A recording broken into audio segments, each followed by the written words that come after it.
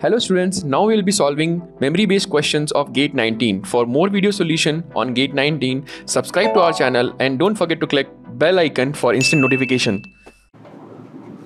Hello students, welcome to the GATE academy. My self Rishabh Shukla और हम बात करने जा रहे हैं आफ्टरनून सेशन के क्वेश्चन की, जो कि मशीन डिजाइन से आया हुआ है। और स्पेसिफिकली अगर बात करें तो चैप्टर है फैटिक डिजाइन ऑफ शाफ्ट। ठीक है, क्वेश्चन के लिए थोड़ी सी थ्योरेटिकल नॉलेज की जरूरत है और वो question it will not take time to solve.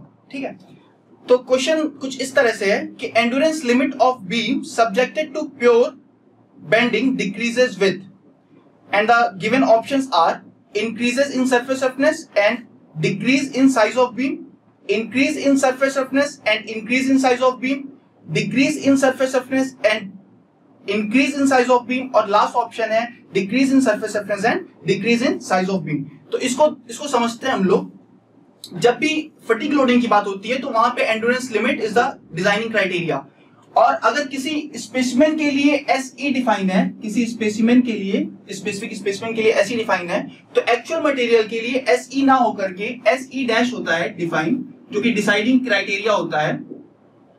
And SE dash या फिर कहें कि इक्विवेलेंट एंड्योरेंस लिमिट जो होती है वो ढेर सारे फैक्टर्स पे डिपेंड करती है, के ए, के बी, के सी, के डी। जहां पे के ए और के बी जो रिप्रेजेंट करता है वो करता है कि किस तरह से सरफेस या किस तरह से लेंथ जो होती है, साइज जो होता है स्पेसिमेन का, या फिर ये कहें कि बॉडी का जो साइज होता है वो किस तरह से इफेक्ट डालता है। तो जो के ए होता है वो सरफेस फैक्टर होता है और वो रिप्रेजेंट करता है कि सरफेस में कितनी रफनेस है। जैसे जैसे सरफेस की रफनेस बढ़ती जाती है वैसे वैसे हम कह सकते हैं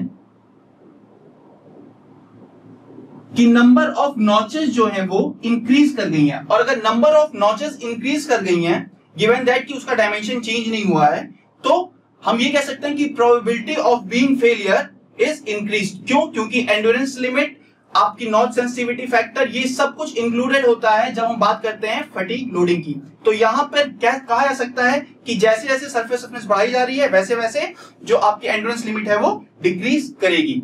इसके अलावा यहाँ पे के ए, के बी, के सी जो सब कुछ होता है वो सारा ही 1 से लेस होता है। ठीक है, और जैसे जैसे सरफेस रफनेस बढ़ती जाती है वैसे वैसे इसकी वैल्यू और डिक्रीज करती जाती है। इसके अलावा दूसरी चीज, पहली बात तो दे रखा था रफनेस, सरफेस रफनेस। दूसरी बात है लेंथ ऑफ द बॉडी की, लेंथ ऑफ द बॉडी। अगर सरफेस रफनेस से फॉर एग्जांपल सिमिलर है, दोनों ही दो बॉडीज हैं, दोनों बॉडीज की सरफेस रफनेस सिमिलर है, पर एक में जो लेंथ है वो ज्यादा है, तो अगर एक में लेंथ ज्यादा हो गई, से फॉर एग्जांपल इसमें पर यूनिट लेंथ अगर n number of notches produce हो रहे थे because of it surface roughness, तो 2l लेंथ के लिए 2n number of notches present होंगे। और फिर से वही बात आ जाएगी कि जैसे जैसे नंबर ऑफ नॉचेस बढ़ते जाएंगे वैसे वैसे प्रोबेबिलिटी ऑफ बीइंग फेल्ड बढ़ता जाएगा, या फिर हम कहें कि केबी की वैल्यू और डिक्रीज हो जाएगी और एंड्योरेंस लिमिट हमारी और डिक्रीज हो जाएगी। So the answer must be with increase in size और increase in surface roughness the endurance limit of the body will decrease. So the option must be option number B. Thank you, keep watching, hope you like this video, और इसे share करिए, comment करिए। Thank you.